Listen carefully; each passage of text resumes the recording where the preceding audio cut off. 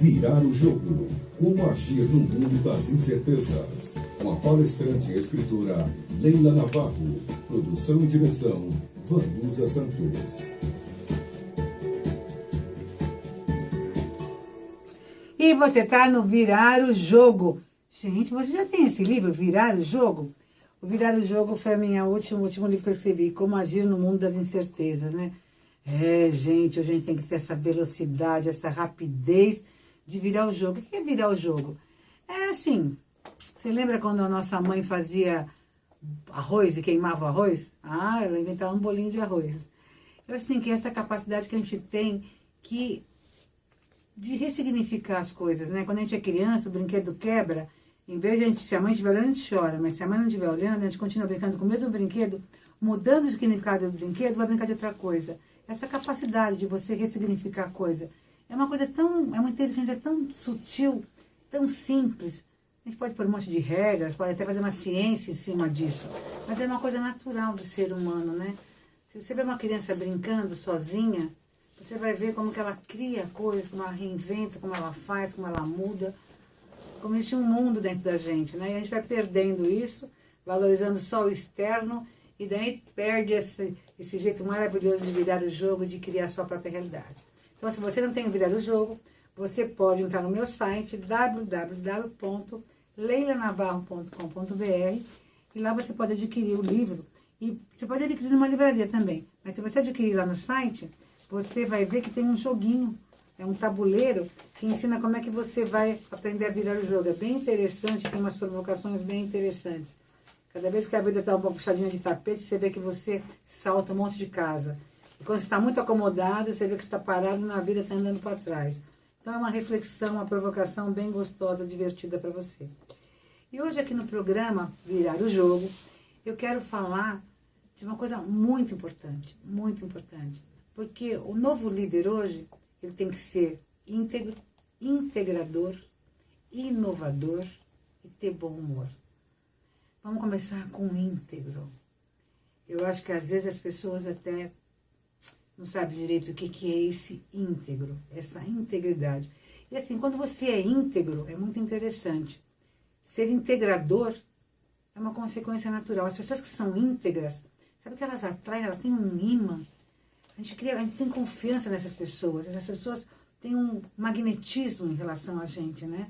Por quê? Porque elas têm uma consciência, elas têm uma lucidez, elas têm uma verdade e uma constância dentro dos valores que ela tem, na atitude que ela tem, né? Dá uma coerência, uma consistência de comportamento. Então vamos falar disso hoje? Então vou começar por aqui. Gente, o brasileiro mente. Nós fomos educados a mentir. E se a gente não parar de mentir, fica muito difícil de a gente falar de integridade, de ser íntegro. Porque integridade não combina com mentira. Eu quero lembrar aqui um intelectual, um escritor maravilhoso, Ariano Suassuna, que nasceu no início do século passado. E tem um monte de vídeos dele na internet, eu me divirto muito vendo os vídeos dele, vejo muitos vídeos, porque eu acho interessante a simplicidade e a verdade como ele fala, como nós mentimos. E ele falava assim, eu minto, eu sou brasileiro, eu minto. Bom, hoje a gente não pode mais falar isso, né? Eu sou brasileiro, eu minto. Ele falava, morreu no século passado, hoje isso é politicamente incorreto. E não é por questão de ser politicamente incorreto, é porque não tem mais sentido, né, gente? Foi uma fase, mas vamos pegar lá dele, porque eu acho interessante essa provocação dele, quando ele fala assim, eu minto. Então ele diz assim, que ele encontrou uma pessoa, e a pessoa fala assim, Ariano, eu mandei uma carta para você. E ele fala assim, e você não me respondeu. E o Ariano fala assim, respondi? E daí o Ariano fala assim, ele sabia que eu estava mentindo. Eu sabia que ele sabia que eu estava mentindo. Ele sabia que eu sabia que ele sabia que eu estava mentindo. E o que ele entendeu? Que eu não gosto dele, porque eu não respondi.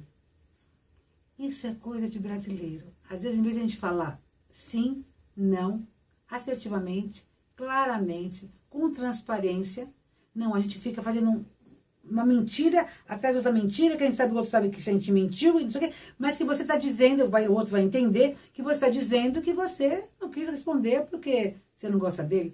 Eu achei isso assim, é tão sutil, tão simples, talvez uma outra pessoa de outra raça, de outra cultura não vai entender. Mas nós brasileiros a gente entende. O Ariano Suassuna conta um outro case, um outro casinho, que eu acho muito interessante, porque ele é muito provocador.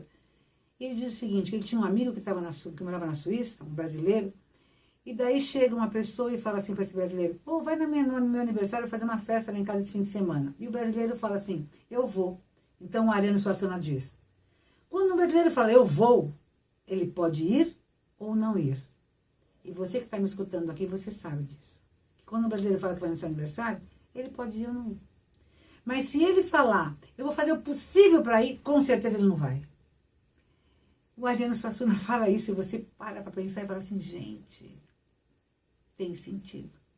Tem sentido. Nós somos muito desse jeito. Por quê? Porque a gente parece criança, a gente gostaria de estar ali, estar ali, estar ali. A gente gostaria de estar em um monte de lugar. Então, nós não está querendo, a gente não vai deixar de ir naquele lugar porque a gente não gosta daquela pessoa. E a gente tem medo que a pessoa vai achar que a gente não gosta dela, que ela vai sentir, nós estamos falando pessoalmente, ela, não, você não pode ir porque você não tem tempo de ir, porque você não pode estar em dois lugares ao mesmo tempo, porque você tem que fazer uma escolha. E quando eu faço uma escolha, não significa que eu gosto de você ou não gosto de você. A escolha tem um monte de coisas, um monte de motivos por que eu estou fazendo essa escolha ou não. E o Ariano Suassuna conta esse caso e ele continua. Ele diz que daí, depois de uma semana, esse sueco encontra com o brasileiro, que não foi no aniversário dele, e daí o sueco fala assim, você não foi, o que aconteceu com você? O brasileiro fala assim, eu mandei um telegrama para você, você não viu? Daí ele fala assim, você mandou um telegrama? Eu não recebi. Daí o que faz? O sueco pega e vai o quê? E vai processar o correio. E daí vira o Ariano Suassuna e fala assim, mas que cara chato, por que ele vai processar o correio? E daí o correio processa o brasileiro, porque o brasileiro não tinha mandado nenhum telegrama.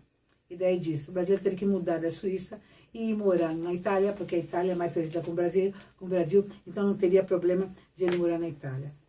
Isso não é justificativa, isso pode parecer uma piada, que fica até engraçada para nós que somos brasileiros, mas em outras culturas as pessoas não entendem isso. Se você fala que você vai chegar às 8, você chega às 8. Se você fala que você vai fazer uma reunião, você vai fazer reunião. Se você vai na festa, você vai na festa. Se você vai... Simples assim. Eles falam e é. Não fala porque... Eu estou dizendo, quando eu falo para você que eu vou na sua casa e eu não vou, eu quis dizer para você, eu gosto de você, eu queria muito estar lá, mas não deu para ir. Gente, mas a gente não precisa falar desse jeito, fazer toda essa enrolação para falar, não, você não pode ir, você não pode ir. Então como é que eu posso confiar numa pessoa que ela, para falar, ela faz toda essa volta, né? Esse mareio todo em volta da vontade, do que ela sabe que ela vai fazer de fato. Quando eu estou falando de integridade, a primeira coisa que eu tenho que começar a aprender é aprender a ser verdadeiro, a falar a verdade. Saber o que é falar a verdade. Eu conto que eu estava num spa e aconteceu isso comigo. Eu estava num spa tomando um banho de sol e entrar na piscina. Quando eu fui entrar na piscina, tinha uma criancinha de 4 anos que estava visitando lá, junto com a mãe. E a criancinha gritou, mãe, olha a gorda entrando na piscina. Todo mundo parou, olhou para a mãe ficou sem jeito, olhou para a criança e falou assim, filha, não fala assim da tia, a tia é bonitinha. A mãe foi pior que a filha. Daí eu estou nadando, a menininha fala, mãe, olha a gorda nadando.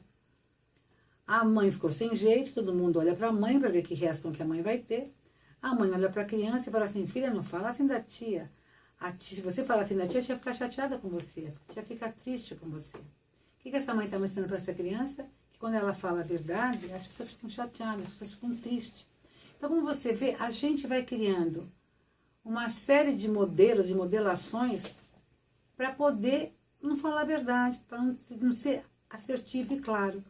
Eu aprendi o que era assertividade, porque assertividade é uma palavra que hoje está mais comum de se ouvir falar assertividade, mas antigamente ela era usada mais na psicologia. E eu não tinha claro o que era assertividade, eu tinha uns 40 e poucos anos de idade. Quando eu fui fazer um intercâmbio nos Estados Unidos, no Canadá, para aprender inglês, para melhorar o meu inglês. E eu fiquei na casa eu gosto de ficar na casa de família, tal. Até eu fiquei numa casa de família, e o meu filho foi junto comigo, ele ficou em outra casa de família. Então, nós dois estamos fazendo intercâmbio no Canadá, cada um numa casa de família, e a gente ia junto para a escola. E eu nunca me esqueço que na escola eu aprendi o que era assertiveness. E daí, quando eu fui ler a tradução de assertiveness, que é assertividade, mesmo lendo a tradução, eu não conseguia entender, porque eu não usava assertividade na minha vida, eu não sabia o que era assertividade. Então, era uma coisa que você lê, mas fica assim, fica longe de você, né? Mesmo lendo, você não consegue incorporar, sentir o que é, porque no seu dia a dia você não usa aquilo. E daí quando eu chego na casa da família que eu tô, tem uma criança de 6 anos, uma de 4 anos, e a criança de 6 anos fala para a mãe, mãe, o fulaninho de 4 anos não tem assertividade, não tem assertividade. Eu falei, gente, mas as pessoas aqui de 6 anos de idade, com 4 anos de idade, já usam isso no seu vocabulário do dia a dia. E o que é assertividade? Assertividade é essa clareza, é você saber falar sim e não, sem agressividade, sem medo de magoar o outro, com clareza, com espontaneidade, com sinceridade, com franqueza. Porque quando você tem a clareza interna para você, você está sabendo que você não está prejudicando ninguém, que você não está fazendo nada, você não está fazendo isso para prejudicar o outro, para magoar o outro, para dizer dizer uma outra coisa que você não está dizendo. Não, você está dizendo o que é, mas com carinho, com atenção. É como quando a gente aprende, como é que a gente dá feedback, né? Como é que a gente pode chegar para uma pessoa e chamar a atenção de alguma coisa que ela não fez certo. É a mesma coisa. Porque quando você vai falar com alguma pessoa, você vai dar a gente chama de feedback isso, você vai dar um feedback para a pessoa, feedback positivo, porque não interessa dar feedback negativo. O que é? Por que a gente fala do feedback positivo? Porque você vai chegar para a pessoa e você vai falar assim para ela assim, olha, você é maravilhoso, você é fantástico, você é atento, você é isso, você é aquilo. Valoriza as coisas boas que aquela pessoa tem, porque trabalha com você, ou porque é seu filho, ou porque é seu parente, ou porque é seu amigo, você sabe. E daí você vai falar do fato que a pessoa fez. Mas nesse momento você foi distraído, você deixou cair isso, você quebrou aquilo, ou você não respondeu a isso com atenção, você não entregou esse relatório. Mas daí você fala do negativo, do que ela fez, do fato. E daí você vai terminar, mas eu sei que você é uma pessoa que você sempre se esforçou e que isso aconteceu, mas você vai superar, você vai fazer diferente e volta a falar alguma coisa positiva. Então você começa com uma coisa positiva, valorizando a pessoa, fala da questão que foi negativa, que foi o erro, que foi a falha, a questão, e depois como é que nós vamos mudar isso, como é que nós vamos estar, que nós vamos superar. Porque todo mundo erra, todo mundo se equivoca, todo mundo pode ter mas o importante é levantar, né? Caiu do chão e levantar. Então você fazer a pessoa sair de lá se sentindo bem, sentindo que ela pode mudar, que ela aprendeu com aquilo, que ela vai andar para frente. A assertividade é a mesma coisa. Tudo que você for falar para uma pessoa, se você tiver, se vai assistir a pessoa, para é muito importante que você vá no casamento da pessoa, ou que você vá fazer X coisa e você não pode fazer, eu acho que o importante é você poder deixar claro para ela. Nossa, eu adoraria e gostaria muito de ir, mas a minha mãe está doente, não sei quando que minha mãe vai ficar boa, talvez a minha mãe nem aguente viver mais 2 anos, eu não vou poder ir, eu vou querer ficar com a minha mãe esse tempo todo. O que você está falando? Eu gosto de você, mas nesse momento a prioridade é ficar com a minha mãe. Agora, sabe o que acontece? Eu falo isso, se é assertividade, se é claro, ótimo, maravilhoso, seria maravilhoso. Mas no Brasil, o que acontece? Essa pessoa que convidou você, vai falar, mas não, mas vai, mas dá um jeitinho, mas passa, mas só esse dia. Mas, gente, porque a pessoa não aceita o não. Gente, o problema não é você falar sim ou não, o problema é o outro também entender que tem que aceitar o sim ou não. Né? Porque eu acho que tem que ser assertivo quando você fala e quando você escuta, né? Escuta também. Se a pessoa falou, falou. Ela não está falando aquilo porque ela quer aquele outro aquilo, né? Sabe esse tipo de coisa? Que a pessoa chega e fala assim, eu vou trabalhar eu queria pedir a minha demissão porque eu vou trabalhar num outro emprego, que me ofereceram um salário melhor e tal, então eu estou querendo trabalhar lá e me deram uma oportunidade e tal. As pessoas eles falam isso por quê? Porque elas queriam pedir um aumento, que elas não estão satisfeitas com o que ela está ganhando, mas ela não tem coragem de vir e pedir um aumento, dar uma negociação, conversar, então ela fala, que às vezes nem é verdade, ou às vezes até pode ser verdade também, que alguém convidou, mas ela não queria sair daqui, mas ela joga isso como uma manipulação para o outro falar, não, então eu aumento isso, então eu chego nesse valor. Isso não está certo, gente, isso não é assertividade, isso é manipulação, isso é uma infantilidade de caráter, é uma enrolação, isso para mim não é integridade. Porque até com você mesmo você já está aprendendo ao quê? A estar enrolando as coisas, a não ser sincero, a não ser franco, a não ser verdadeiro. E daí uma coisa vai somando a outra, daí você nem você mesmo sabe quem você é, o que você quer, para onde você vai, para onde você não vai. Eu vi uma vez uma cena dessa e eu não entendia muito bem esse negócio, sabe? Não era muito claro. Porque eu nasci no Brasil, fui criada no Brasil, né? E daí eu vi, estava até na Espanha, eu vejo era um diretor, um executivo, dono de uma consultoria, e chega a consultora dele, que era a mais importante para ele, e chega, eu estava na sala, e ela falou, olha, eu queria te falar que eu vou ter que, acho que estou só mais um mês, porque eu fui convidada para uma outra consultoria, que eu vou ganhar tanto. Ela falou, e eu senti, ela era latina, ela era colombiana, ela estava lá na Espanha, eu estava ali escutando, eu senti que ela estava falando aquilo que ela queria que a pessoa, que esse espanhol, que era o dono da empresa, não, nossa, mas eu gosto tanto do seu trabalho, não, quanto que ele te ofereceu? Não, eu acho que você pode ficar aqui, eu te pago isso então, não sei o quê. Mas sabe o que o executivo fez, o presidente da empresa fez? Você, tá bom, então tá, você vai só até o fim do mês, tá ok, tá ótimo, espero que você seja feliz lá, que você tenha sucesso lá. Quando ela saiu, como eu conhecia esse presidente, eu tinha uma certa proximidade, eu falei, nossa, mas ela é tão importante para você hoje, ela pega casos super importantes, ela tem um diferencial aqui dentro, e você deixou ela ir? Ele falou assim, eu deixei ela ir porque ela usou dessa maneira essa vez, e numa outra vez eu podia dar um aumento, agora daqui a pouco ela vai chegar com outro tipo de joguinho, com outro tipo de joguinho, com outro tipo de manipulação, e não funciona. Quer dizer, para mim, eu não posso respeitar uma pessoa que me usa e que se usa da situação, e não é verdadeira, não é clara. Talvez aqui no Brasil a gente não ache isso uma coisa inadequada, né? Mas isso hoje não tem mais sentido. Eu estou falando aqui de assertividade, de integridade, de clareza, de transparência, nesse caminho novo que nós estamos vivendo no Brasil e que precisamos viver. Se você já ouviu falar um pouco de compliance, compliance é uma palavra que está começando a se falar mais no mercado empresarial, mas também em qualquer outro mercado. De vez em quando você pode ver que está escrito compliance em algum lugar e tal, e de repente pode ser que você não entenda o que é compliance. Compliance são regras que as empresas têm que seguir. Então tem regras na empresa e você vai ter que seguir aquela regra. Se você trabalha nessa empresa, você tem que seguir essas regras.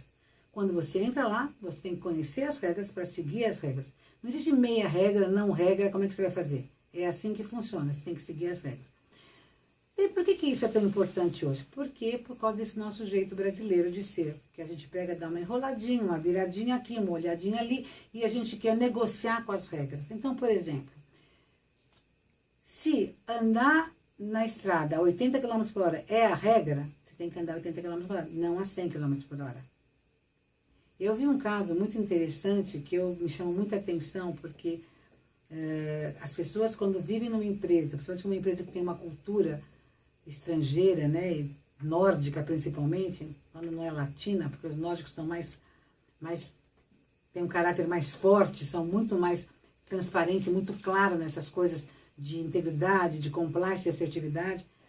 E eu vi numa empresa um case muito interessante, até conversando com essa diretora, ela contou como que é o compliance na empresa dela. Ela estava contando que na empresa dela, a empresa dá o carro para você, para os diretores, e ela tinha um carro. Só que nesse carro, pela compliance da empresa, quer dizer, pelas normas da empresa, quem vai dirigir esse carro é só você, ninguém pode dirigir esse carro.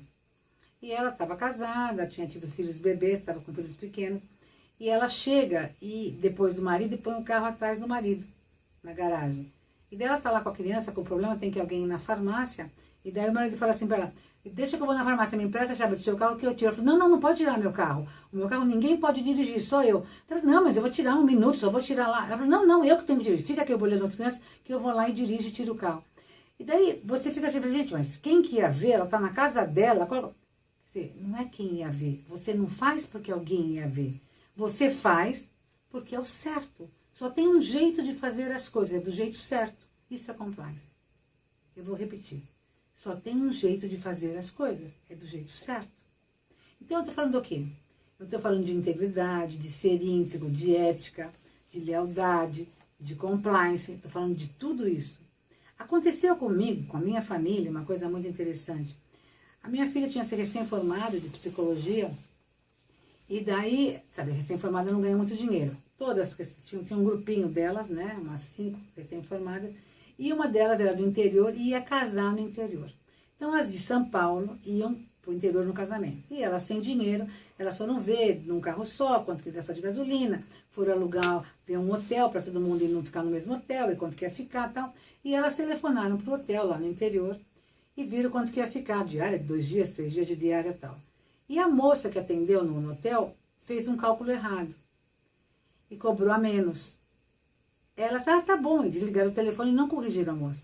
Quando elas ligaram o telefone, como elas estão sem dinheiro e estão com dificuldade, porque estão recém-informadas, elas falaram assim, gente, é Deus que está dando esse presente pra gente. Olha, Deus está dando esse presente pra gente, porque a gente está mais barato. A moça errou, ela deixou mais barato pra gente. Acho que é um presente de Deus.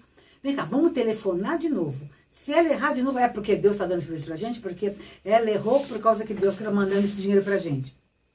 Vocês estão prestando atenção? Ela segue o ligo de novo para lá.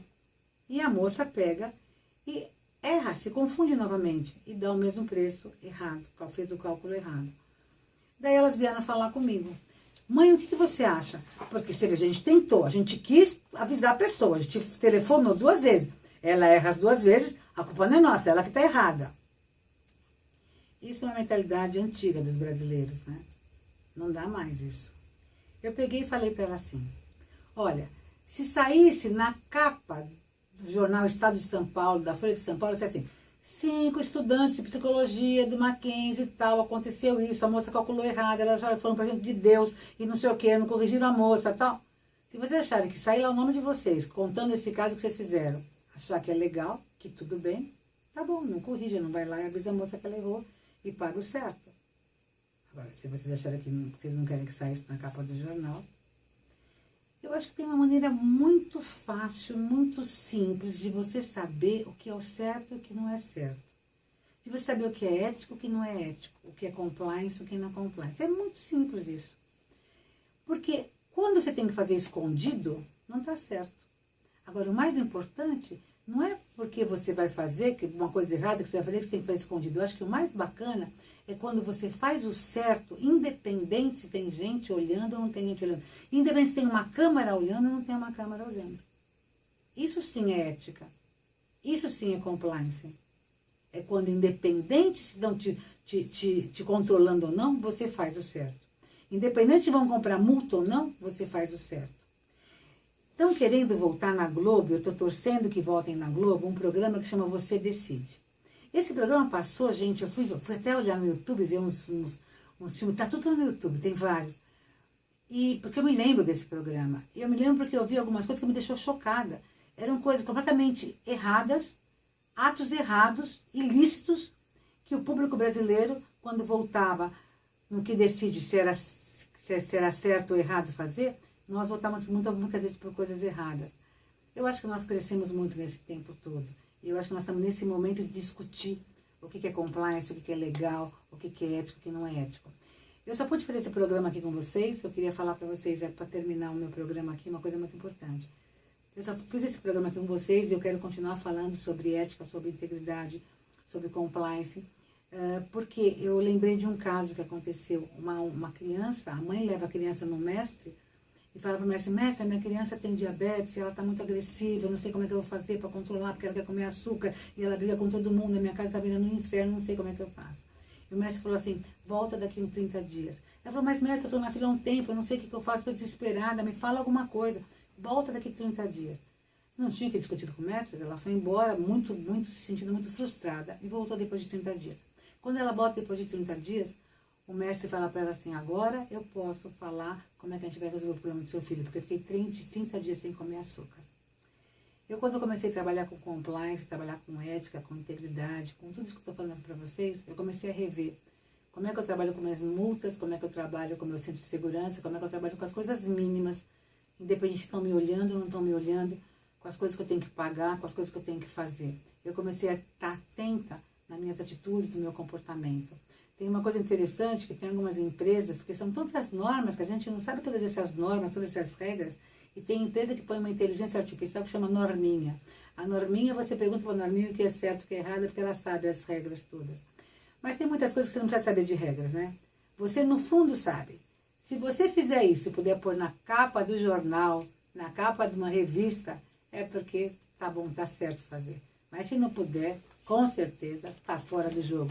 Gente, aqui é virar o jogo, não é tá fora do jogo. Eu tô terminando o programa e eu quero que, se você estiver interessado em tudo isso, eu tô pondo um curso na internet, um curso do Virar o Jogo. É só você entrar no www.virarojogo.com.br. Vai ser bem bacana a gente poder estar discutindo todos esses papos gostosos de como virar o jogo, tá bom? Não é tá fora do jogo, é tá no jogo.